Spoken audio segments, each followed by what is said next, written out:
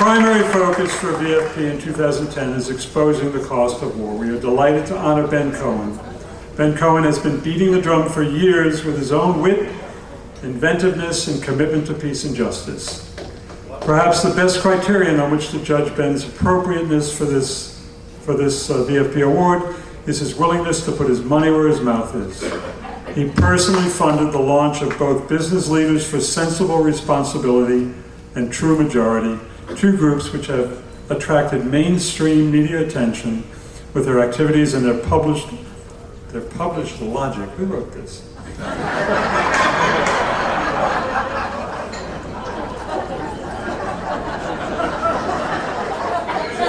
At persuading the nation to forsake its lust for war and bring our troops home.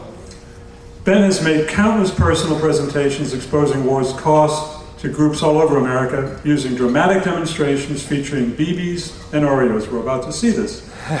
He has not hesitated to risk Ben & Jerry's good name in relation to his presentations and has taken a good deal of heat for his actions. VSP is honored to recognize Ben Cohen.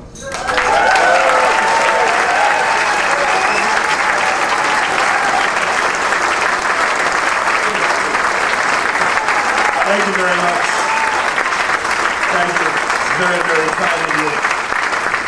Well, you know, you make enough ice cream over enough years and, you know, you get a few awards, but it is truly an honor to get this award from this organization, and it's been wonderful to get to know some of you over the last couple of days and scoop some ice cream for you. I want to tell you how I got to be here tonight. You know, I've been working on this film on the spiritual and economic consequences of the federal budget and how our money gets split up.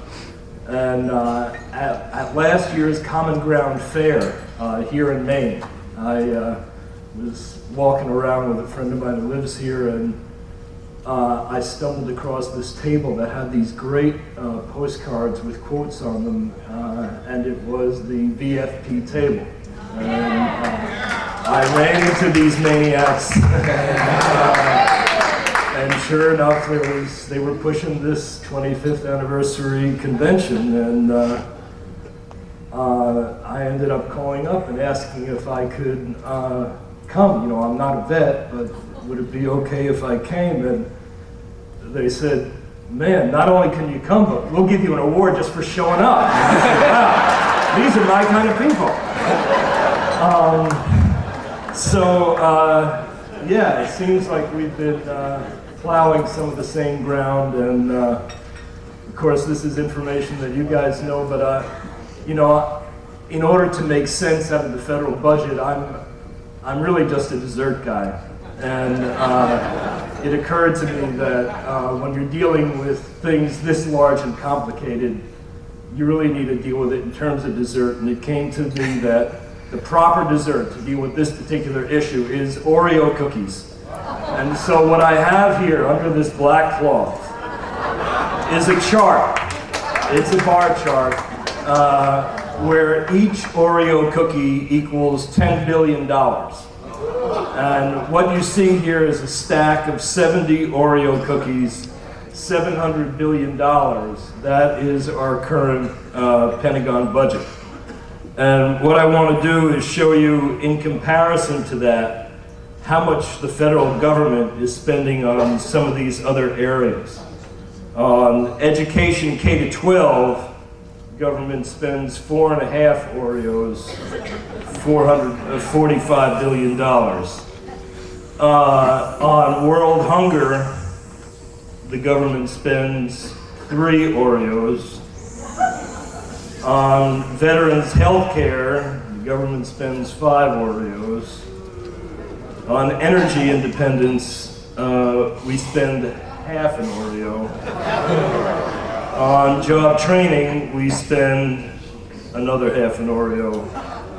And on child nutrition, we spend 2.5 Oreos. Now, you know, there's just been this report released by the Sustainable Defense Task Force that says that we could safely reduce the Pentagon budget by $100 billion a year. That would be just 10 Oreos. But we've got a group of admirals and generals that say they're more comfortable with $70 billion a year reduction. That would be 7 Oreos, and I want to show you what we could do with those 7 Oreos. Here's 3, 4, 5, 6, 7. You take 7 off that pile, and if you take 2.5 and put them on K-12 education, that would be enough over a period of 10 years to rebuild all of the schools in the United States in our inner cities that are crumbling, falling apart. And you know, there's 6 million kids that are dying a year of lack of food. For just 1.5 Oreos off that stack, we could take care of all. A lot of people say that would do a lot better at preventing terrorism. Yes. And for veterans health care, really all that's needed in order to get veterans the health care that they deserve and were promised is another half an Oreo, $5 billion. And to really reduce our reliance on Mideast oil, we could reduce our reliance on all imported Oreo for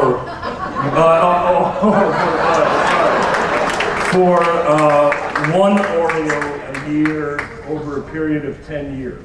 That would be through energy efficiency and incentives for hybrid cars. And in terms of job training, we could add half an Oreo and provide job training for another 500,000 people a year that have been laid off. And there's still childhood hunger in our own country. For another half an Oreo, we could take care of all hungry children in the United States, and that still leaves another half an Oreo, $5 billion, for you to guys do whatever you want to do. Now some people say, okay, we see we can move around some Oreos on a chart, but that's going to leave us vulnerable to our adversaries. Well, the countries now that spend the most, that are not our allies, on their militaries, would be Russia, which spends 7 Oreos. They used to spend exactly the same as us. China, which spends 10 Oreos. And then the countries we're really concerned about, that would be Iran, Libya, Syria, North Korea, Cuba. Put them all together, they spend 1.5 Oreos. So as you can see, we would still have more than enough to take care of those guys after we took care of all those social needs. Now some people say, all right, but what are you going to cut from the Pentagon? What do those Oreos represent?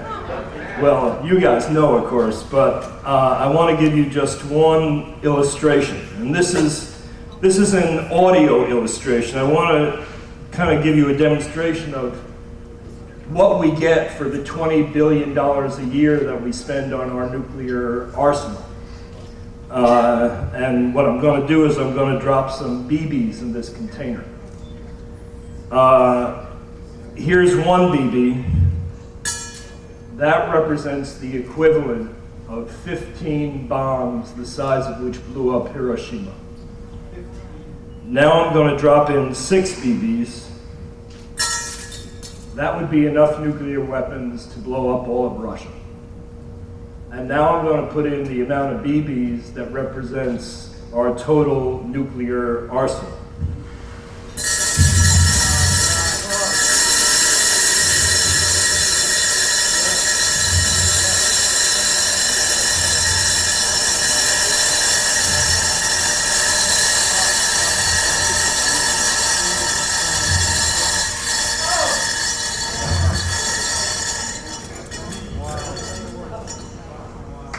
That was 10,000 BBs, the equivalent of 150,000 Hiroshima-sized bombs.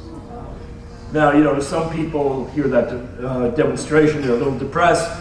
But the upside is that military advisors tell us that we could reduce our expenditures on nuclear weapons by $10 billion a year and still have more than enough nuclear weapons to protect the vital self-interests of the United States.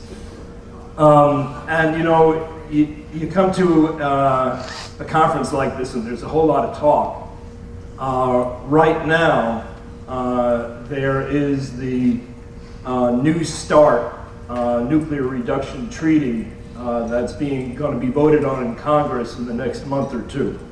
And there happen to be 7 senators that are on the fence, and getting them to vote the right way will make the difference. And those senators are probably senators from your home states.